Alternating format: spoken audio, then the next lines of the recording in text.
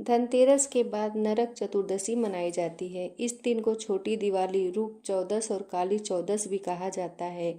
इस यम पूजा, कृष्ण पूजा और काली पूजा होती है। इस दिन दक्षिण भारत में वामन पूजा का भी प्रचलन है। आइए संक्षिप्त में जानते हैं नरक चतुर्दशी की पौराणिक कथा क्या है।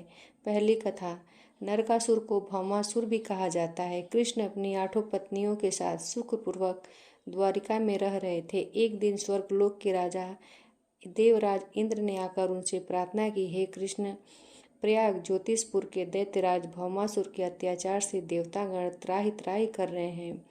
क्रूर भौमासुर ने वरुण का छत्र, अदिति के कुंडल और देवताओं की मणि छीन ली है और वह त्रिलोकी विजयी हो गया है।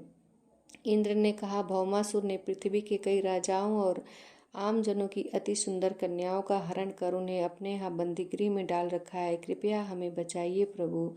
इंद्र की प्रार्थना स्वीकार करके श्री कृष्ण अपनी प्रिय पत्नी सत्यभामा को साथ लेकर गरुड़ पर सवार हो प्रयाग ज्योतिषपुर पहुँचे। वहां पहुंचकर भगवान श्री कृष्ण ने अपनी पत्नी सत्यभामा की सहायता से सबसे पहले मूर दैत्य सहित मूर के 6 पुत्रों ताम्र, अंतरिक्ष, श्रवण, विभावसु, नभस्वान और अरुण का संहार किया। मूर दैत्य का वध हो जाने का समाचार सुन भौमासुर अपने अनेक सेनापतियों और दैत्यों की सेना को साथ लेकर युद्ध के लिए निकला। भौमासुर को स्त्री के हाथों मरने का श्राप था, इसलिए भगवान श्री कृष्ण ने अपनी पत्नी सत्यभामा को सारथी बनाया और घोर युद्ध के बाद अंत में श्री कृष्ण ने सत्यभामा की सहायता से उसका वध कर डाला। इस प्रकार भौमासुर को मारकर श्री कृष्ण ने उसके पुत्र भगदत्त को अभयदान देकर उसे प्रयाग ज्योतिष का राजा बनाया। भगदत्त कौरवों की ओर से महाभारत युद्ध में लड़ता था। जिस दिन श्री कृष्ण ने भौमासुर का वध किया था उस दिन कार्तिक माह की चतुर्दशी थी, इसलिए उसे नरक चतुर्दशी भी कहा जाता है। इस दिन श्री कृष्ण ने भौमासुर अर्थात नरकासुर का वध किया था और उसकी कैद से लगभग 16,000 महिलाओं को मुक्त कराया था। इसी खुशी के कारण दीप जलाकर उत्सव मनाया जाता है। आइए सुनते हैं दूसरी कथा।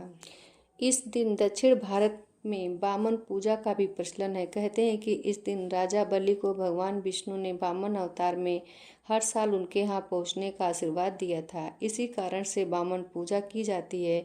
अनुसार राज बलि बोले, हे भगवान, आपने कार्तिक कृष्ण त्रयोदशी से लेकर अमावस्या की अवधि में मेरी संपूर्ण पृथ्वी नाप ली है। इसलिए जो व्यक्ति मेरे राज्य में चतुर्दशी के दिन यमराज के निमित्त दीपदान करेगा उसे यम यातना नहीं होनी चाहिए, और जो व्यक्ति इन 3 दिनों में दीपावली का पर्व मनाएगा उनके घर को लक्ष्मी कभी न छोड़े, ऐसे वरदान दीजिए। यह प्रार्थना सुनकर भगवान वामन बोले, राजन, ऐसा ही होगा, तथास्तु। भगवान वामन द्वारा राजा बलि को दिए इस वरदान के बाद से ही नरक चतुर्दशी के दिन यमराज के निमित्त व्रत, पूजन और दीपदान का प्रचलन आरंभ हुआ। आइए सुनते हैं तीसरी कथा। तीसरी कथा यह है कि रतिदेव नामक एक धर्म राजा राज्य करते थे। उनके अनजाने में भी कोई पाप नहीं किया था। फिर भी जब मृत्यु का समय आया तो यमदूत उन्हें नरक ले जाने के लिए आ धमके। राजा ने कहा कि आप मुझ पर कृपा करें और बताएं कि मेरे किस अपराध के कारण मुझे नरक जाना पड़ रहा है। यह सुनकर यमदूत ने कहा कि हे राजन, आपके द्वार से एक बार एक ब्राह्मण भूखा लौट गया था। यह उसी पाप का कर्म फल है। यह सुनकर राजा ने यमदूत से 1 वर्ष का समय मांगा। तब यमदूतों ने राजा को 1 वर्ष की मोहलत दे दी।